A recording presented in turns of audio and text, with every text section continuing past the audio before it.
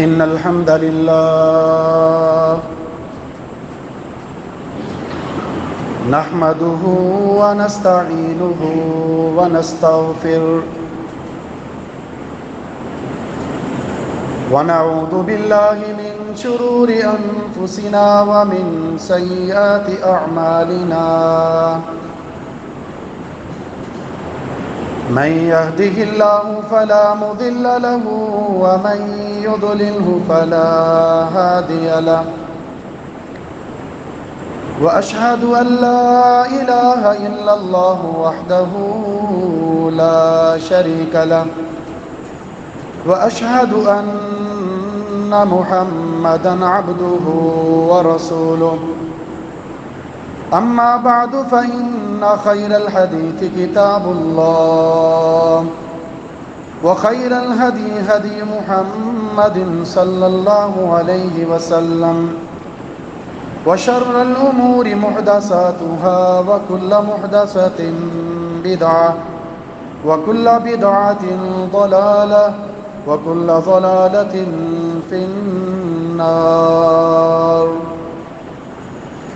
اللهم صل على محمد وعلى آل محمد كما صليت على إبراهيم وعلى آل إبراهيم إنك حميد مجيد اللهم بارك على محمد وعلى آل محمد كما باركت على إبراهيم وعلى آل إبراهيم إنك حميد مجيد قال الله تبارك وتعالى في كلامه المجيد فأعوذ بالله السميع العليم من الشيطان الرجيم من همزه ونفخه ونفسه يا أيها الذين آمنوا اتقوا الله حق تقاته ولا تموتن إلا وأنتم مسلمون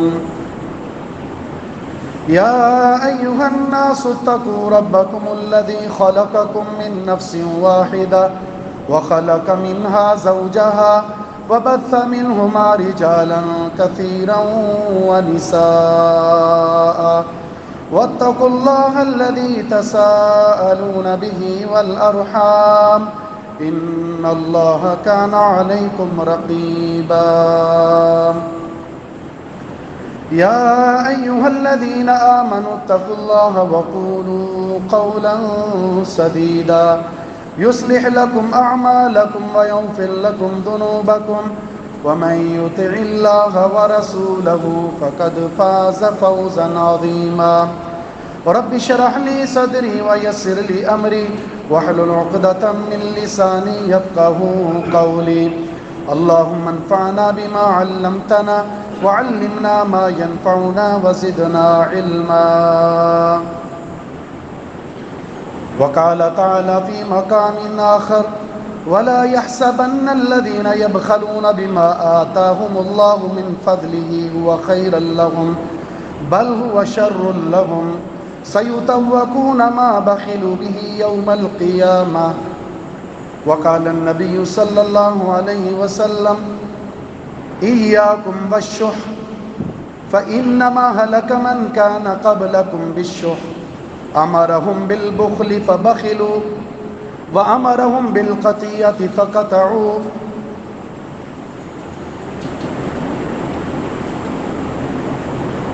اللہ رب العزت نے مسلمان کو صفات حمیدہ سے متصف ہونے کی تعلیم دی ہے اور وہ صفات جو کفار کی ہیں منافقین کی ہیں مشرکین کی ہیں ان رذیل صفات سے اپنے آپ کو بچانے کا حکم دیا ہے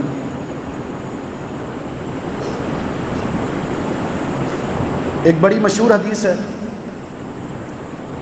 جس میں 3 مذموم صفات کا ذکر ہے نہ صرف ذکر ہے بلکہ ان 3 صفات کے بارے میں یہ کہا گیا ہے یہ مہلکات ہے. جو شخص بھی ان صفات میں سے کسی صفت سے متصف ہوگا وہ برباد ہو جائے گا، وہ ہلاک ہو جائے گا. یہ صفات اسے لے ڈوبیں گی. ان صفات کا حامل وہ کہیں کا نہیں رہے گا. وہ کون سی 3 صفات ہیں؟ نمبر 1 شح مطاع، نمبر 2 ہوى متبع، نمبر 3 اعجاب المرء بنفسه. پہلی صفت کون سی ہے؟ شح مطاع، انسان کا شحیح ہونا، یعنی بخیل حرص کے ساتھ، لالچی، بخیل اور کنجوس ہونا، بخل کی پیروی کرتا ہے، حرص اور لالچ کے بتائے ہوئے طریق پر چلتا ہے. ایک ہوتا ہے بخل، ایک ہوتا ہے شح. بخل کسی کو کہتے ہیں؟ منع الواجب، جو چیزیں آپ کے ذمہ واجب ہیں ان کو روک دینا. اللہ رب العزت نے سورۃ النساء میں ایک ایسی عظیم آیت ہے جس کو آیت الحقوق العشرہ کہا جاتا ہے، 10 حقوق والی آیت. ایک ہی آیت میں اللہ تعالیٰ نے 10 حقوق کا ذکر کیا ہے. وَاعْبُدُوا اللَّهَ وَلَا تُشْرِكُوا بِهِ شَيْئًا وَبِالْوَالِدَيْنِ إِحْسَانًا. پھر اس کے بعد وَبِذِي الْقُرْبَى وَالْيَتَامَى وَالْمَسَاكِينِ وَابْنِ السَّبِيلِ.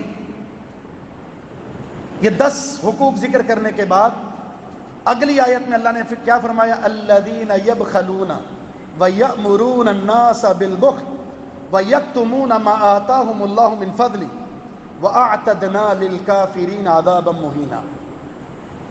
یہ جو حقوق آپ نے ادا کرنے ہیں، اللہ کا حق، توحید، شرک سے بچاؤ، والدین کے ساتھ حسن سلوک، پھر آپ کے قریب کے رشتہ دار ہیں، دور کے رشتہ دار ہیں، آپ کے ہمسائے ہیں، آپ کے پڑوسی ہیں، اجنبی لوگ ہیں، مسافر ہیں، مساکین ہیں، فقراء ہیں، سب کے حقوق ہیں. جسے اللہ نے جو استطاعت دی ہے فاتقوا اللہ ما استطعتم واسمعوا وانفقوا، اللہ سے ڈر جاؤ، طاقت کے مطابق اللہ کی فرما برداری کرو، باتیں سنو، اللہ کی راہ میں خرچ کرو. یہ وہ حقوق ہے جہاں آپ نے خرچ کرنے ہیں.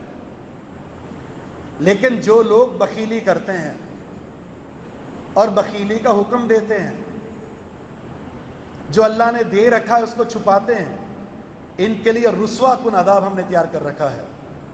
یعنی حقوق جو آپ کے ذمے ہیں ان سے غفلت برتنا یہ بخل ہے. شح کس کو کہتے ہیں؟ شح میں بخیلی لالچ کے ساتھ ہوتی ہے. یعنی لالچ کیا ہوتی ہے؟ شح میں یہ ہے جو آپ کے پاس ہے اس کو نہ اپنے اوپر خرچ کرنا نہ کسی اور پر خرچ کرنا، بلکہ جو اللہ نے دوسروں کو دے رکھا ہے اس کی لالچ اور حرص اپنے دل میں پیدا کر لینا. اس کے پاس کہاں سے آ گیا اتنا؟ یہ تو میرے پاس ہونا چاہیے. اور جو آپ کے پاس ہے نہ آپ اپنے اوپر خرچ کرتے ہیں نہ دوسروں پر خرچ کرتے ہیں. یہ ہے شحیح. دیکھیں مال کے تعلق سے 4 طبقات ہیں. پہلا طبقہ وہ ہے جسے اللہ تعالیٰ نے مال دیا ہے وہ اپنی ذات پر بھی خرچ کرتے ہیں اور دوسروں پر بھی خرچ کرتے ہیں. اس کو اہل انفاق کہتے ہیں، منفقین قرآن میں ذکر ہوا ہے. دوسرے قسم کے وہ لوگ ہیں جن کے پاس مال موجود ہے، ان کی ذات کو بھی ضرورت ہے لیکن اپنی ذات سے دوسروں کو ترجیح دیتے ہیں کہ میں صبر کر لوں گا لیکن جس کو زیادہ ضرورت ہے. ایسے کارنامہ سر انجام دینے والوں کو شرعی اصطلاح میں اہل ایثار کہتے ہیں. وَيُؤْثِرُونَ عَلَىٰ أَنفُسِهِمْ. تیسرے قسم کے وہ لوگ ہیں جن کے پاس مال موجود ہے، خود تو کھاتے ہیں لیکن دوسروں پر خرچ نہیں کرتے، ان کو بخیل کہتے ہیں۔ اور چوتھی قسم کی یہ جس کا ذکر اس حدیث میں، جن کے پاس مال موجود ہے، نہ اپنی ذات پر خرچ کرتے ہیں نہ دوسروں پر خرچ کرتے ہیں، اپنے پاس ہونے کے باوجود بھی جو دوسروں کے پاس اس کی حرص اور لالچ بھی رکھتے ہیں، اس کو شحیح کہتے ہیں۔ جو ان چاروں افراد میں اگر تقابل دیکھا جائے تو سب سے آخری اور گھٹیا ترین درجہ ہے یہ، اپنی ذات پر بھی خرچ نہیں کرتے، دوسروں پر کیا کرنا ہے، اور جو مال موجود ہے اسے خرچ نہیں کر رہے، ہلاک ہو جائیں گے، مر جائیں گے۔ آپ کو ضرورت ہے کچھ خرید لو، اپنی ذات پر خرچ کر لو، اپنے آپ کو ہلاکت کی وادی میں نہ لے جاؤ، لیکن نہیں، جان دے دیں گے، اس مال کو خرچ نہیں کریں گے۔ یہ بخل کی اعلیٰ قسم ہے جس کو شحیح کہتے ہیں، جس میں انسان حریص اور لالچی بھی ہوتا ہے، اور اس حدیث میں اس کا ذکر ہے شح مطاع۔ یہ رذیل قسم کی صفت سے متصف کنجوس، بخیل، لالچی اور حریص انسان یہ ہلاک ہو جائے گا۔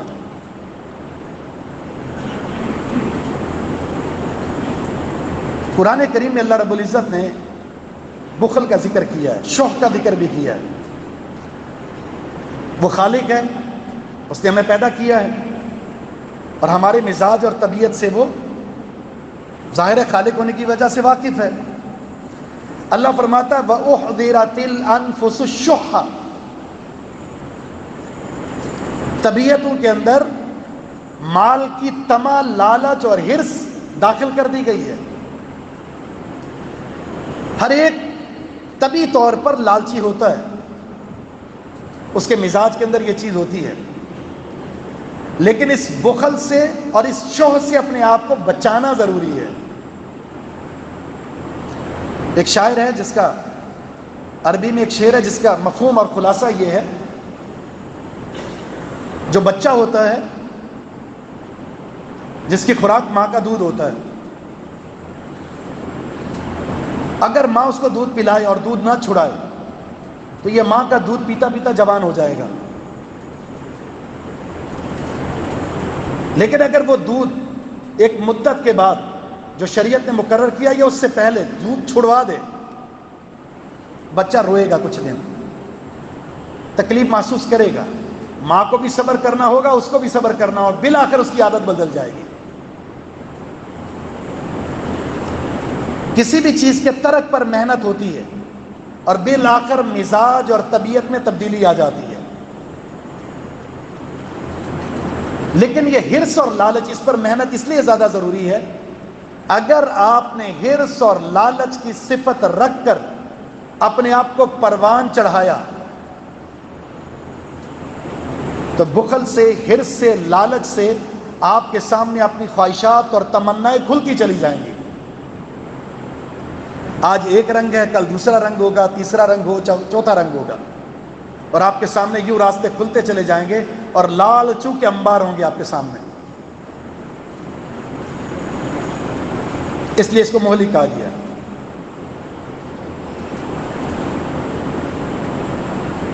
اللہ نے اس بخل کی مذمت کیا قرآن میں،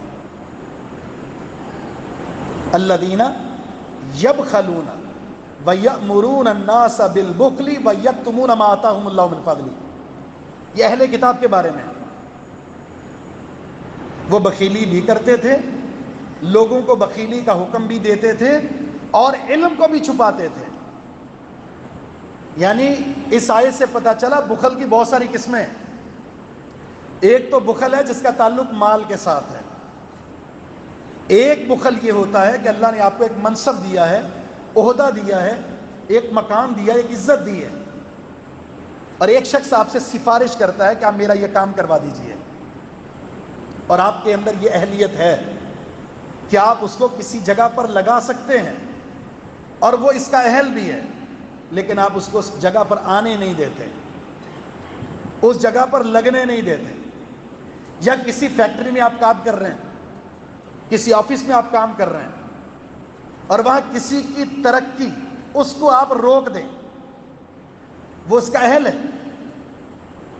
وہ اس منصب پر فائد ہو سکتا ہے، اس کا یہ مقام ہے، لیکن آپ نے یہ بخل کیا کہ اس کے راستے میں پتھر اور کانٹے بچھا دیے، مالک کو شکایت کر دی، یہ تو نااہل ہے، یہ تو ناخلف ہے، یہ تو کام چور ہے، صرف کس لیے؟ تاکہ یہ ترقی نہ کر لے۔ ایک یہ بخل ہوتا ہے، ایک بخل جس کا تعلق علم کے ساتھ ہے، آپ کو شرعی مسئلہ معلوم ہے، آپ کو ایک حدیث معلوم ہو گئی ہے اور آپ اس پر عمل بھی کر رہے ہیں، لیکن دوسروں کو نہیں بتا رہے، دوسروں کو نہیں بتانا، چھپانا، علم کو چھپانا، کتمان علم یہودیوں کی عادت تھی۔ یہاں بھی فرقے موجود ہیں، مسلک موجود ہے، بے شمار مسالک موجود ہیں، صحیح احادیث کا علم ہوتا ہے لیکن عوام کو نہیں بتاتے۔ کیوں؟ یہ جو تقلید ہے، یہ جو پوجا پاٹ ہے، یہ جو پیری مریدی ہے، یہ جو جھکنا ہے، یہ جو کھانے کے سلسلے ہیں، یہ بند ہو جائیں گے۔ علم کو چھپانا، رسول اللہ صلی اللہ علیہ وسلم کا فرمان ہے جس سے کوئی مسئلہ معلوم کیا جائے اور اس کے پاس علم ہو پھر وہ چھپاتا ہے، الجم یوم القیامت بلجام من النار، مسئلہ معلوم ہے پھر بھی نہیں بتایا، جہنم کی آگ کی لگام پہنائی جائے گی اسے۔ بخل ہے یہ۔ کسی کے پاس مال موجود ہے، اس سے سوال کیا جاتا ہے، دے سکتا ہے، دینے پر قادر ہے، اور پھر بھی وہ نہیں دیتا، یہ ایسا بخل ہے جو اس کو کل قیامت کے دن ہلاک کر دے گا۔ اس کی بے شمار قسمیں ہیں بخل کی۔ وَمَن يَبْخَلْ فَإِنَّمَا يَبْخَلُ عَلَى نَفْسِهِ وَاللَّهُ هُوَ الْغَنِيُّ وَأَنْتُمُ الْفُقَرَاءُ، جو بخیلی کرتا ہے اس کا نقصان اس کو خود ہے، وہ خود نقصان میں اپنے آپ کو دھکیل رہا ہے۔ اللہ تو بے پرواہ ذات ہے، فقیر تم ہو۔ اللہ نے اگر خرچ کرنے کی بات کی ہے تو اس کا فائدہ بھی تمہیں ہے۔ من عمل صالحا فلنفسه، یہ خرچ کرنا عمل صالح ہے جس کا فائدہ تمہیں ہوگا۔ ومن اساء فعلیہا، اور جس نے برائی کی، خرچ کر سکتا تھا، انفاق کر سکتا تھا، نہیں کیا، اس نے برا کام کیا، اس کا نقصان بھی اسے بھگتنا ہوگا۔ الہاکم التکاثر حتی زرتم المقابر کلا سوف تعلمون، تمہیں مال کی کثرت نے دین سے، اللہ سے غافل کر دیا ہے۔ اتنا ہرس مال کا، اتنی محبت مال کی، اتنی لالچ مال کی کہ تم قبر میں پہنچ گئے ہو، یہاں تک تم نے مال کا پیچھا نہیں چھوڑا۔ یقول ابن آدم مالی مالی مالی، اللہ فرماتا ہے ابن آدم کی ایک ہی رٹ ہوتی ہے، میرا مال میرا مال میرا مال۔ تیرا مال ہے کون سا؟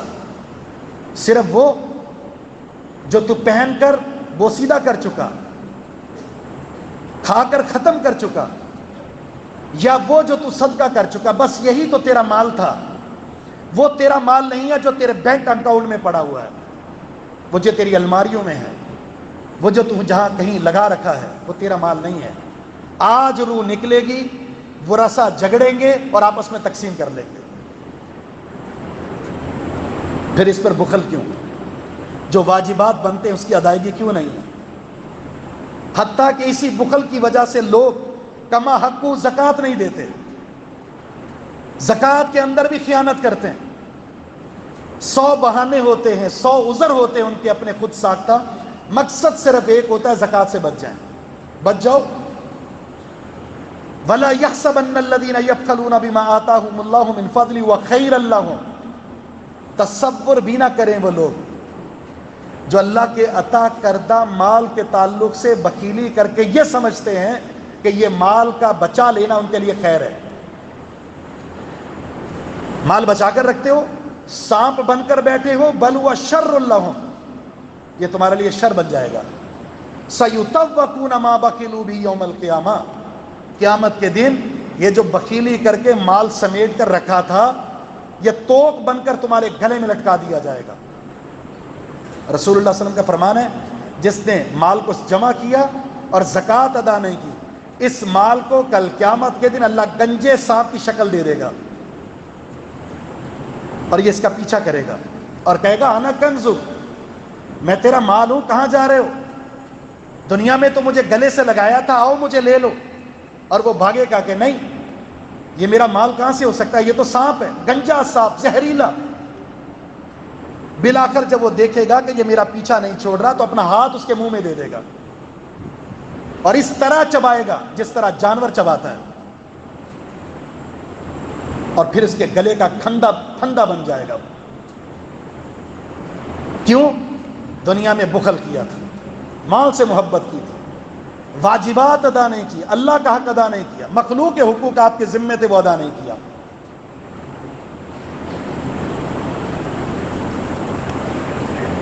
وَأَمَّا مَنْ بَخِلَ وَاسْتَغْنَى وَكَذَّبَ بِالْحُسْنَى فَسَنُيَسِّرُهُ لِلْعُسْرَى وَمَا يُغْنِي عَنْهُ مَالُهُ إِذَا تَرَدَّى۔ جس نے بخیلی کی، بے پرواہی کی، مجھے کیا ضرورت کسی کی، مجھے کسی سے کیا لینا دینا بنتا ہے، مجھے کوئی فرق نہیں پڑتا۔ آپ کے سامنے ایک ضرورت مند ہے، آپ اس کی ضرورت پوری کر سکتے ہیں، لیکن آپ کہتے ہیں کہ میرا اس سے کیا لینا دینا۔ آپ کے اندر ایک کبر ہے، آپ کے اندر ایک چدراہٹ ہے، آپ فخر کرتے ہیں، دوسروں کی تحقیر کرتے ہیں اس مال کے بل بوتے پر۔ وَكَذَّبَ بِالْحُسْنَى، اس نے نیکی کے راستے کی تکذیب کر دی، نیکی کے راستے کو نہیں چنا اس نے۔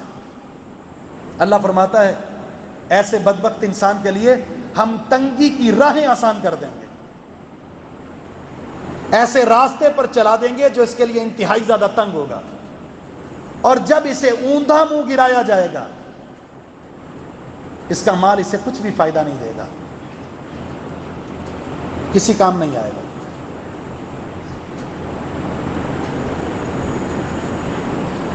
وَيْلٌ لِكُلِّ هُمَزَةٍ لُمَزَةٍ الَّذِي جَمَعَ مَالًا وَعَدَّدَهُ يَحْسَبُ أَنَّ مَالَهُ أَخْلَدَهُ۔ مال جمع کرتا تھا، گنتا تھا، آج اتنے ہو گئے، آج اتنے ہو گئے، اور آج اتنے ہو گئے، وہاں سے اتنے آئیں گے، وہاں سے اتنے آئیں گے، اتنے ہو جائیں گے۔ سمجھتا تھا یہ مال ہمیشہ اس کے پاس رہے گا، مالدار ہے، یہ سمجھتا تھا یہ مالدار رہے گا اور مال اس کے پاس رہے گا۔ کلا، ہرگز نہیں۔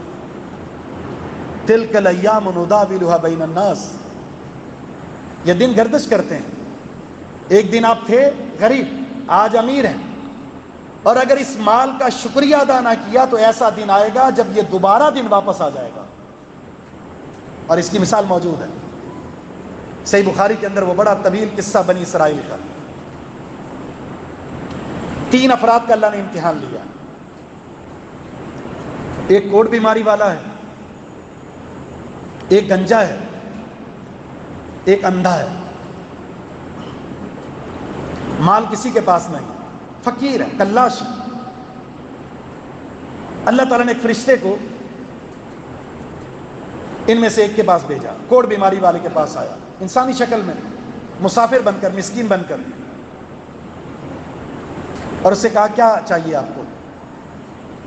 پہلے اس سے حال احوال کیا، اس نے کہا کہ میں بڑا بدصورت ہوں اور مالی اعتبار سے بڑی تنگی ہے،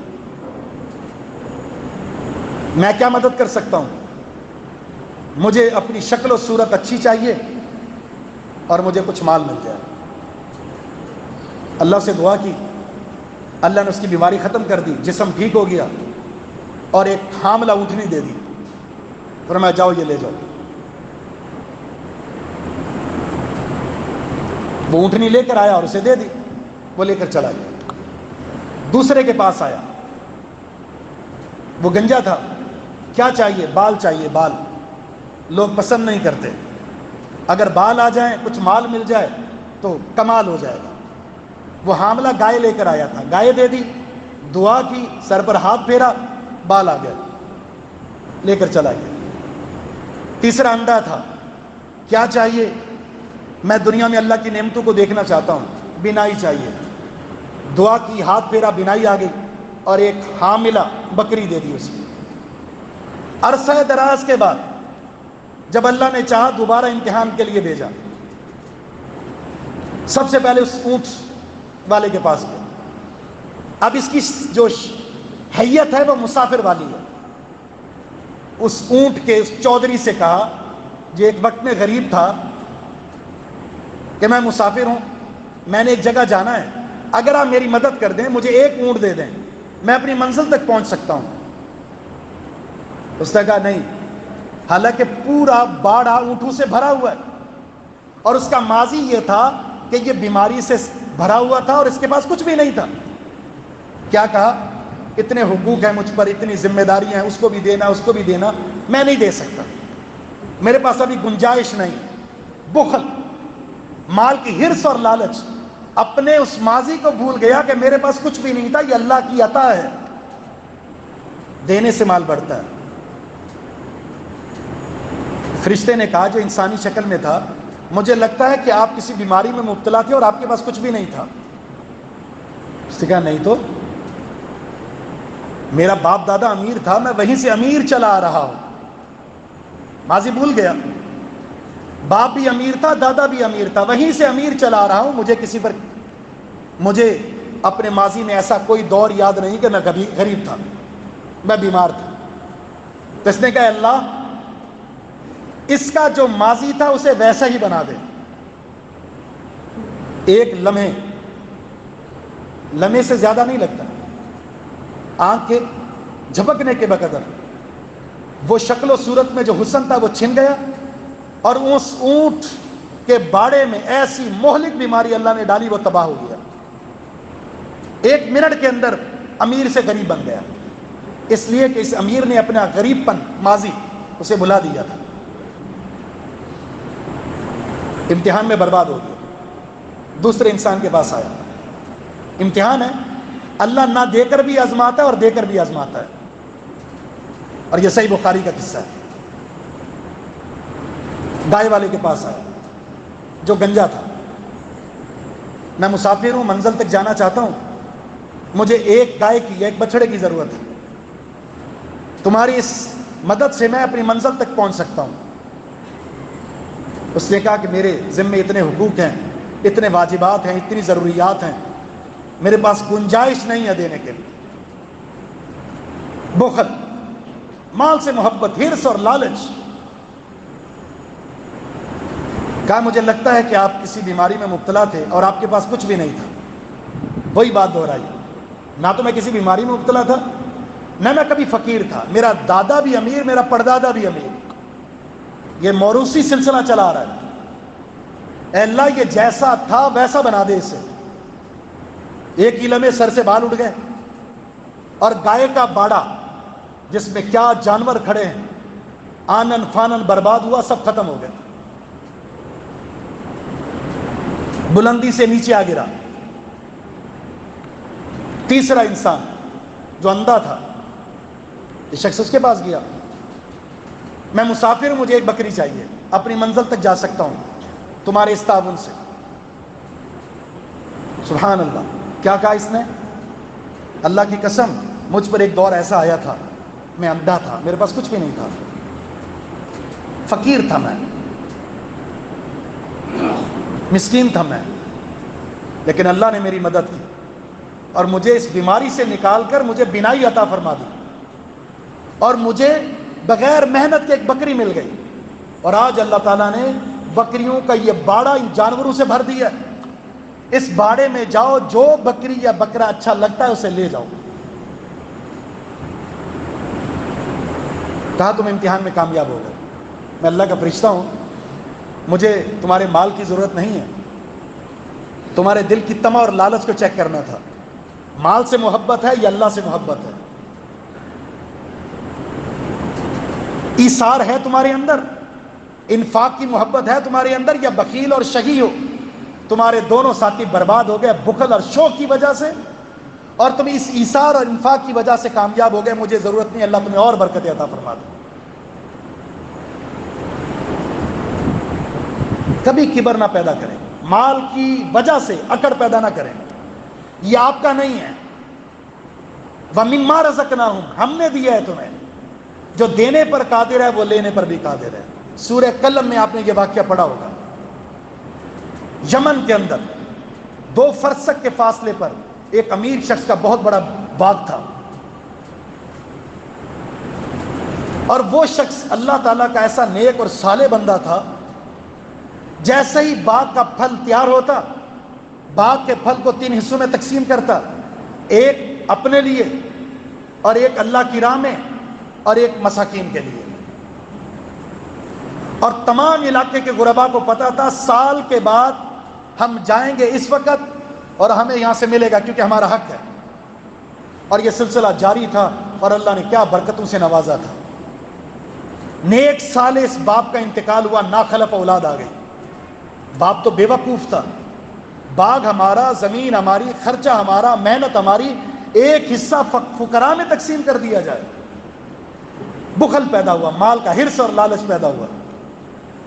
باغ تیار ہوا، تینوں نے آپس میں یہ مشورہ کیا، ہم کرتے یہ ہیں کہ راتوں رات باغ میں جا کر پھل توڑ کر لا کر اس کو جمع کر دیں گے، دن کے اندر فقراء کو پتہ چلے گا، وہ آ جائیں گا لینے کے لیے، اس سے پہلے ہی باغ کو یہاں سے شفٹ کر دیتے ہیں۔ چلو ٹھیک ہے، رات کو نکلے، سفر چل رہا ہے، باغ کے قریب پہنچے تو دیکھا تو وہاں کچھ بھی نہیں ہے۔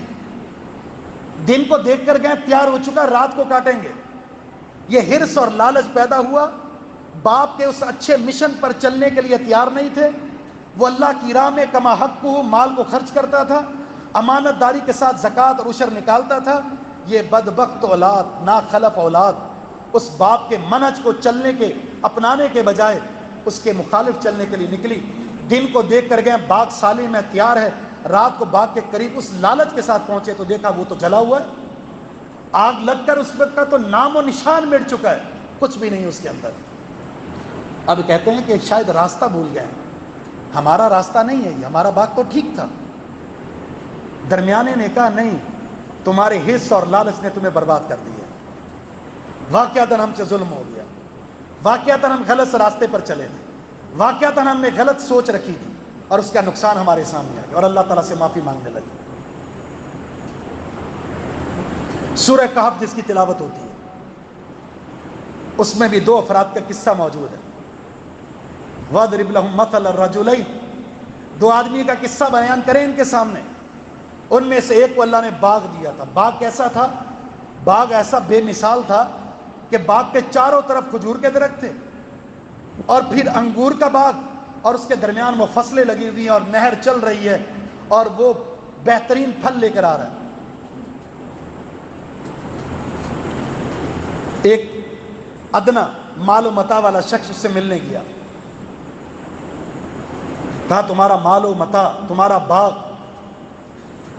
وہ مال و متاع کو دیکھ کر، باغ کو دیکھ کر کیا کہتا ہے؟ انا اکثر منک مالا واعز نفرا، اے صاحب میرا مال بھی تجھ سے زیادہ ہے اور افرادی قوت بھی تجھ سے زیادہ ہے، تو میرے مقابل میں کچھ بھی نہیں ہے، اور میں نہیں سمجھتا ہے قیامت کوئی چیز ہے، اللہ کا عذاب آئے گا، سب ختم ہو جائے گا، مرنے کے بعد اٹھایا جائے گا، میں نہیں جانتا۔ بالفرض تم کہتے ہو مرنے کے بعد اٹھایا جائے گا، عذاب ہوگا، اگر میں وہاں چلا گیا تو وہاں بھی مجھے اس سے بہتر ملے گا، جو یہاں ملا ہے تو وہاں بھی ملے گا، یہاں عیش عشرت ہے تو وہاں بھی ہوگی۔ اس نے کیا کہا؟ تو نے اپنی جان پر ظلم کیا ہے۔ باغ میں داخل ہونے کے بعد تو یہ کہنا چاہیے تھا ماشاء اللہ لا قوت الا باللہ، ماشاء اللہ لا قوت الا باللہ، یہ اللہ کی عطا ہے، اللہ جو چاہتا ہے وہ دیتا ہے۔ تو بجائے اس کے کہ اس نعمت کی نسبت اللہ کی طرف کریں، ہم متکبر بن گئے، جابر بن گئے، اور قیامت کا انکار، حساب و کتاب کا انکار۔ اس مومن شخص نے کیا کہا؟ ٹھیک ہے میرے پاس مال نہیں ہے، ٹھیک ہے افرادی قوت بھی نہیں ہے، میں کمزور ہوں، غریب ہوں، مسکین ہوں، لیکن مومن ہوں، اور مجھے امید ہے کل قیامت کے دن اللہ مجھے بہت کچھ عطا فرما دے گا جو تمہیں بھی نہیں ملا۔ اور عین ممکن ہے تمہارے اس کبر کی وجہ سے اللہ تمہارے باغ کو جلا کے راکھ کر دے۔ اسی لمحے وَأُحِيطَ بِثَمَرِهِ، اس کے باغ کو آفت نے گھیر لیا۔ فَأَصْبَحَ يُقَلِّبُ كَفَّيْهِ، شرمندہ ہو گیا، کف افسوس، ہائے میرا وہ خرچ اس باغ پر جو میں نے کیا تھا وہ سب ختم، باغ ختم۔ ایک لمحے وہ امیر سے غریب ہو گیا۔ کیا کہا؟ یا لیتنی لم اشرک بربی احدا، کاش میں اپنے رب کے ساتھ کسی کو شریک نہ ٹھہراتا، کاش کبر نہ کرتا، کاش مال کا حرص اور لالچ نہ ہوتا، کاش یہ بری صفت مال کے ساتھ محبت والی، بخل والی، شوق والی میرے اندر نہ ہوتی، کاش قیامت کا انکار نہ کرتا، حساب و کتاب کا انکار نہ کرتا۔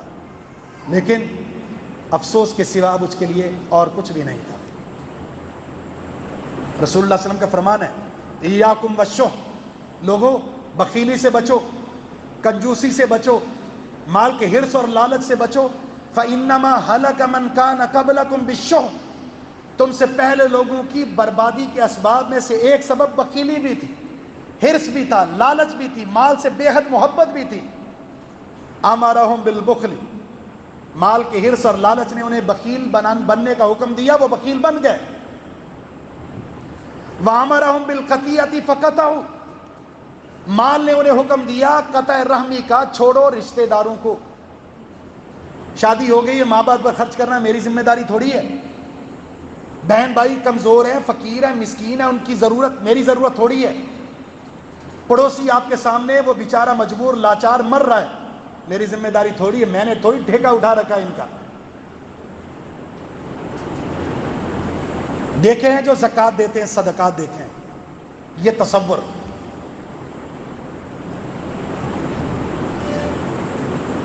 یہ کیسے پیدا ہوا؟ اس بخل کی وجہ سے۔ وَأَمَرَهُمْ بِالْفُجُورِ فَفَجَرُوا، اس بخل نے ان کو گناہ کرنے کی ترغیب دی اور یہ گناہ پر تیار ہو گئے۔ یہ بخل کے نتائج ہیں۔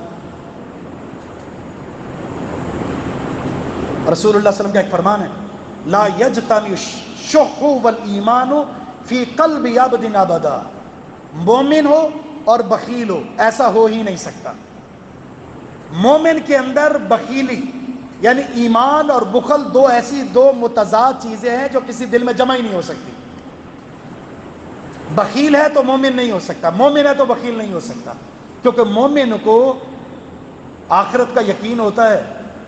اللہ کے رسول نے قسم کھا کر کہا ہے، قسم کھا کر کہا ہے، جو اللہ کی راہ میں خرچ کرتا ہے اس کا مال کبھی کم نہیں ہو سکتا، اس کو یقین ہوتا ہے اس پر۔ ایک خرچ کروں گا بدلے میں 7 ملیں گے۔ اللہ کی راہ میں جہاں ضرورت ہے خرچ کرنے پر، اللہ نے اسے قرض حسنہ کہا ہے، بہترین طریقے سے واپس لٹاؤں گا اسے۔ پھر وہ بخیلی کیسے کرے؟ وہ لالچی کیسے ہو سکتا ہے؟ وہ دوسروں کے مال کو دیکھ کر یہ کیسے کہہ سکتا ہے کہ یہ میرے پاس ہونا چاہیے، اور جو اس کے پاس ہے نہ اپنی ذات پر خرچ کرتا ہے نہ کسی اور پر خرچ کرتا ہے؟ ایسا نہیں ہو سکتا۔ تو 3 خبیث صفات، رذیل صفات، مذموم صفات انسان کو ہلاک کر دیتی ہیں۔ ان میں سے ایک صفت پر قدر تفصیل سے آپ کے سامنے گزارش کی، کتاب و سنت کی روشنی میں یہ نصوص آپ کے سامنے پیش کیے ہیں کہ بخل انسان کے لیے مہلک ہے، بخل انسان کو تباہ کر دیتا ہے، لالچ انسان کو تباہ کر دیتا ہے، حرص انسان کو برباد کر دیتا ہے، اور کل قیامت کے دن اس کے لیے شر بن کر سامنے آئے گا۔